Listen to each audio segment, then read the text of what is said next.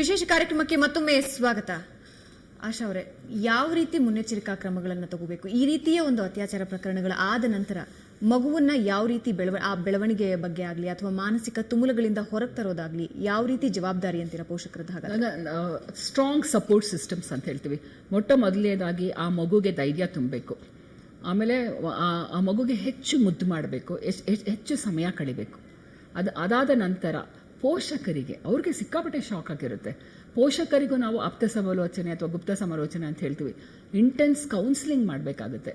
ಆಮೇಲೆ ನೆಕ್ಸ್ಟು ಈಗ ಶಾಲೆಯಲ್ಲಿ ಆ ಮಗುವಿನ ಸಹಪಾಠಿಗಳು ಅವ್ರಿಗೆಲ್ಲ ಒಂದ್ಸಲ ಟೀಚರ್ ಹೇಳಬೇಕು, ಈಗ ನಾಳೆ ಮಗು ಸ್ಕೂಲಿಗೆ ಬಂದಾಗ ನೀವೆಲ್ಲ ಅವಳ ನಂತರ ಹಿಂಗೆ ಏನೋ ವಿಶೇಷವಾದ ಒಂದು ಎಕ್ಸಿಬಿಟ್ ಥರ ನೋಡಬೇಡಿ, will all react together, collectively we will work ಅಂತಂತ. ಯಾವಾಗಲೂ ನಾನು ಮಗು ಬಗ್ಗೆ ಕಾಳಜಿ ವಹಿಸಬೇಕು ಅಂದರೆ ಮನೇಲಿ ಹೇಗೆ ಕಾಳಜಿ ವಹಿಸಬೇಕು. ಆಮೇಲೆ ಮನೆಗೂ ಶಾಲೆ ಮಧ್ಯ ಇರೋ ಇದು ಅವಳು ಆಟೋದಲ್ಲೇ ಬರ್ತಿರ್ಬೋದು, ಸ್ಕೂಲ್ ಬಸ್ಸಲ್ಲೇ, ಸ್ಕೂಲ್ ವ್ಯಾನಲ್ಲೇ, ಎಲ್ಲಿ ಬೇಕಾದ್ರೂ ಅತ್ಯಾಚಾರ ನಡೀಬೋದು. ಇದೆಲ್ಲ ಮಾಡ್ತಾ ಬರಬೇಕು. ಆದಷ್ಟು ನಾವು ಸರ್ಕಾರ, ಪೊಲೀಸು ಇತ್ಯಾದಿಯನ್ನು ನಮ್ಮದೇ ನಾವೇ ಪೋಷಕರು, ನಾನೇ ತಾಯಿಯಾಗಿ ನಾನು ಏನು ಮಾಡಬಲ್ಲೆ ಅಂತಂತ ಒಂದು ದೇಶದಲ್ಲಿ, ನನಗೆ ಎಕ್ಸಾಕ್ಟ್ ಯಾವ ದೇಶ ಅಂತ ನಂಗೆ ಗೊತ್ತಿಲ್ಲ, ಆ ಸ್ಕೂಲ್ ಒಂದು ಮಗುಗೆ ಅತ್ಯಾಚಾರ ಆದಾಗ ಆ ಸ್ಕೂಲ್ ಪ್ರಿನ್ಸಿಪಲ್ ಹೇಳಿದ್ರಂತೆ, ಸೊ ಈ ಕ್ಲಾಸಲ್ಲಿ 30 ಜನ ಮಕ್ಕಳಿದ್ದಾರೆ, 30 ಜನ ತಾಯಂದಿರಿದ್ದೀರಾ, ಒಬ್ಬೊಬ್ಬರು ಒಂದೊಂದು ದಿನ ಸೇಮ್ ಸೆಕ್ಸ್ ಅಂತ ಹೇಳ್ತೀವಿ. ಅತ್ಯಾಚಾರ ಹೆಣ್ಮಗುಗಾದರೆ ಹೆಣ್ಣಿನ ಮಗು ಮೇಲೆ ನಂಬಿಕೆ ಬರುತ್ತೆ, ಆಪೋಸಿಟ್ ಸೆಕ್ಸ್ ಮೇಲೆ ಅವ್ರಿಗೆ ನಂಬಿಕೆ ಹೊಟ್ಟೋಗಿರುತ್ತೆ. ಗಂಡು ಮಕ್ಕಳಲ್ಲಿ ಭಾಳಷ್ಟು ರೆಸಿಡೆನ್ಷಿಯಲ್ ಸ್ಕೂಲ್ಸಲ್ಲಿ ಅತ್ಯಾಚಾರ ಆಗಿರುತ್ತೆ, ಸೊ ಅವ್ರಿಗೆ ಒಂದು ಗಂಡಸಿನ ಅವಶ್ಯಕತೆ ಇರುತ್ತೆ. ಹೀಗೆ ಆ ಮಕ್ಕಳಿಗೆ ನಾವು ಸಪೋರ್ಟ್ ಸಿಸ್ಟಮ್, ಒಂದು ತಾಯಿ ಒಂದಿನ ಪೊಲೀಸಿಂಗ್ ಮಾಡಲಿ, ಆ ಶಾಲೆಯಲ್ಲಿ ಹೋಗಿ ತಾನೇ ಎಲ್ಲ ಮಕ್ಕಳಿಗೂ ಅವತ್ತು ಅವಳು ಮಾಡ್ಕೊಂಡು ಹೋದರೆ ಒಂಥರ ತಡೆಗಟ್ಬೋದು. ಸೊ ನಾವು ಅವಾಗಲೇ ಚರ್ಚೆ ಮಾಡ್ತಿರ್ಬೇಕಾದ್ರೆ ಇಮಿಡಿಯೇಟ್ ಆಗಿ ಏನಾಗುತ್ತೆ ಅಂತ, ಶಾರ್ಟ್ ಟರ್ಮ್ ಏನಾಗುತ್ತೆ, ಈ ಮಗು ರಾತ್ರಿ ಚೀರ್ಕೊಳ್ಳುತ್ತೆ, ನಿದ್ರೆ ಡಿಸ್ಟರ್ಬೆನ್ಸ್ ಆಗುತ್ತೆ, ಊಟ ಗೀಟ ಮಾಡೋಕ್ಕೆ ಕಷ್ಟ ಆಗುತ್ತೆ, ಮಗುಗೆ ಅಪೌಷ್ಟಿಕತೆಗೆ ಗುರಿ ಆಗುತ್ತೆ. ಲಾಂಗ್ ಟರ್ಮ್ ಕಾನ್ಸಿಕ್ವೆನ್ಸಸ್ ಏಜಿನ ಆಧಾರದ ಮೇಲಾಗುತ್ತೆ. ಸೊ 3 years 6 years ಹೆಂಗೆಂಗೋ ಮಾಡಿ ನಾವೇನೇನೋ ಕತೆ ಎಲ್ಲ ಹೇಳಿ ಮಗುನ ಆ ಒಂದು ಸನ್ನಿವೇಶದಿಂದ ಆಚೆ ತರ್ಬೋದು. ಆದರೆ ಪ್ರೌಢಾವಸ್ಥೆ ಮಕ್ಕಳಿಗೆ ಅದು ಸ್ಕಾರ್ ಪರ್ಮನೆಂಟಾಗಿ ಹುಡಿದು ಬಿಡುತ್ತೆ. ಈಗ ಯಾವಾಗಲೂ ಹಾರ್ಟ್ ಅಟ್ಯಾಕ್ ಆದಾಗ ನಾವು ಹೇಳ್ತೀವಿ, when there is a heart attack ಒಂದು ಸ್ಕಾರ್ ಆಗುತ್ತೆ ಅಂತ. ಆ scar will not we hope now intense counseling in that it will not regenerate, but it will not degenerate, it will always be there. Okay. You know, even when she marries, nivella tandidira, the husband should be told about it, he should be supportive. It was not her intention that she became a victim of this. Yes, Dr. Madhukar, ಸಾಮಾನ್ಯವಾಗಿ adulthood ಅಲ್ಲಿ, ಈ childhood ಅಲ್ಲಿ ಏನು sexual abuse ಆಗಿರುತ್ತೆ ಅದು adulthood ಅಲ್ಲಿ ಬೇರೆ ರೀತಿಯಾಗಿ ಎಫೆಕ್ಟ್ಗಳ ಕಾಣುತ್ತೆ ಅಂತ ಹೇಳ್ತಾರೆ.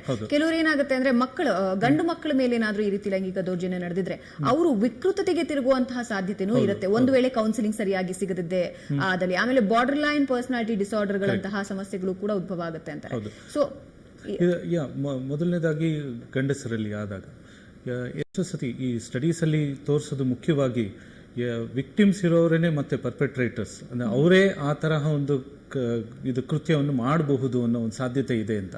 ಸೊ ಅದಕ್ಕೋಸ್ಕರ ಮೊದಲನೇದಾಗಿ ಏನಾದರೂ ಆ ಥರ ಆಗಿದ್ದರೆ ಮೇಡಮ್ ಅವ್ರು ಹೇಳ್ದಂಗೆ ಅದಕ್ಕೆ ಸಹಾಯ ಬೇಕು.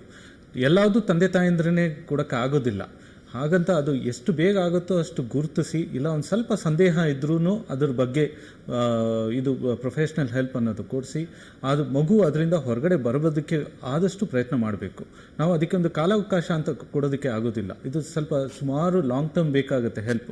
ಅದೇ ಹೇಳ್ದಂಗೆ ಸ್ಕಾರ್ಸು ಸಾಕಷ್ಟು ಡೀಪ್ ಆಗಿರೋದ್ರಿಂದ. ಎರಡನೇದಾಗಿ ನಿಮ್ಮ ಪ್ರಶ್ನೆ ಬಾರ್ಡರ್ ಲೈನ್ ಪರ್ಸನಾಲಿಟಿ ಅಂತ ಇವತ್ತಿನ ದಿವಸ ನಾವು ನೋಡ್ತೀವಿ, ಹೆಚ್ಚಾಗಿ ಹುಡುಗಿಯರಲ್ಲಿ 18-20 ವರ್ಷ ಆಗಿರ್ಬೋದು ಅಥವಾ ಇನ್ನೂ ಜಾಸ್ತಿ ಇರ್ಬೋದು, ಯಾವಾಗ ಮಾನಸಿಕ ತುಮುಲನ ಇದು ಸ್ಥಿಮಿತ ಅನ್ನೋದು ಇರೋದಿಲ್ಲ, ಚಿಕ್ಕ ಚಿಕ್ಕ ಕಾರಣಗಳಿಗೂ ತಮ್ಮ ಕಂಟ್ರೋಲ್ ಇಲ್ಲದೇನೆ ತಾವೇ ಸೆಲ್ಫ್ ಹಾರ್ಮ್ ಮಾಡ್ಕೊಳ್ಳೋದು, ಕಟ್ ಮಾಡ್ಕೊಳ್ಳೋದಾಗಲಿ, ನಿಮ್ಮ ಇದ್ರ ಸಂಕ್ಷಿಪ್ತ ವರದಿಲಿ ತೋರಿಸ್ದಂಗೆ ಎಲ್ಲದಕ್ಕೂ ಬೇಜಾರು ಮಾಡ್ಕೊಳ್ಳೋದು ಅಥವಾ ಆತ್ಮಹತ್ಯೆ ವಿಚಾರಗಳು ಮಾಡಿದಾಗ ಅವರು ಎಮೋಷ್ನಲ್ ಬ್ಯಾಲೆನ್ಸ್ ಅನ್ನೋದು ಇಲ್ಲದೆ ಇದ್ದಾಗ ಏನಾಗುತ್ತೆ, ಅವ್ರಿಗೆ ಯಾವುದ್ರ ಮೇಲೂ ಒಂದು ಟ್ರಸ್ಟ್ ಅನ್ನೋದು ಇರೋದಿಲ್ಲ, ಜೊತೆಗೆ ಬ್ಯಾಲೆನ್ಸ್ ಅಂತ ಇಲ್ಲದೆ ಇದ್ದಾಗ ಅವರು ಮುಂದೆ ಬರೋದಕ್ಕೆ ಆಗೋದಿಲ್ಲ. ಸೊ ಅಂಥ ಒಂದು ಗುರುತಿಸಿ ಆದಷ್ಟು ಅದಕ್ಕೆ ಸಹಾಯ ಮಾಡಿದಾಗ ಅವರು ಅದರಿಂದ ಒಂದು ಕಂಟ್ರೋಲ್ ಬರೋದಕ್ಕೆ ಸಾಧ್ಯತೆ. ಖಂಡಿತ ಅಂತಹ ಸ್ಥಿತಿ ಇವಾಗ ಉದ್ಭವ ಆಗಲಿ, ಖಂಡಿತ ತಂದೆ ತಾಯಿ ಹೊರಗೆ ಬಂದು ಮಕ್ಕಳಿಗೆ ಈ ರೀತಿಯಾದಂತಹ ಕೌನ್ಸಿಲಿಂಗ್ ಕೊಡಿಸುವಂತಹ ಪ್ರಯತ್ನ ಮುಂದಾಗಲಿ ಅಂತ ನಾವು ಕೂಡ ಆಶಿಸ್ತೀವಿ. ಇಬ್ಬರಿಗೂ ಧನ್ಯವಾದ ನನ್ನ ಜೊತೆ ಮಾತನಾಡಿದಕ್ಕೆ. ನಮಸ್ತೆ. ನಮಸ್ತೆ. ವೀಕ್ಷಕರೇ, ಅತ್ಯಾಚಾರ ಪ್ರಕರಣಗಳಿಗೆ ಖಂಡಿತ ಕಡಿವಾಣ ಬೀಳಬೇಕಾಗಿದೆ. ಆದರೆ ಈಗಾಗಲೇ ಇಂತಹ ಮಾಡದ ತಪ್ಪಿಗೆ ಶಿಕ್ಷೆಗೆ ಗುರಿಯಾಗಿರುವಂತಹ ಮಕ್ಕಳಾಗಿರಲಿ, ಯುವತಿಯರಾಗಿರಲಿ ಅಥವಾ ಮಹಿಳೆಯರಾಗಿರಲಿ, ಅವರಿಗೆ ಸೂಕ್ತ ರೀತಿಯಲ್ಲಿ ಸಹಾಯದ ಅವಶ್ಯಕತೆ ಇದೆ, ಕೌನ್ಸಿಲಿಂಗ್ನ ಅವಶ್ಯಕತೆ ಇದೆ. ಯಾಕಂದ್ರೆ ತಾವು ಮಾಡದ ತಪ್ಪಿಗೆ ಜೀವಮಾನದ ಶಿಕ್ಷೆಯನ್ನ ಇವರು ಅನುಭವಿಸ್ತಾ ಇರ್ತಾರೆ. ಇಡೀ ಸಮಾಜ ಅವರಿಗೆ ಬೆಂಬಲವಾಗಿ ನಿಂತ್ಕೋಬೇಕಾಗಿದೆ. ಜೊತೆಗೆ ಅವರ ಮಾನಸಿಕ ತುಮುಲಗಳನ್ನ, ಮಾನಸಿಕ ಸಮಸ್ಯೆಗಳನ್ನ ಗುರುತಿಸಿ ಅದರಿಂದ ಅವರನ್ನ ಹೊರತರುವಂತಹ ಜವಾಬ್ದಾರಿ ನಿಮ್ಮೆಲ್ಲರ ಮೇಲಿದೆ. ಇದು ಈ ಹೊತ್ತಿನ ವಿಶೇಷ.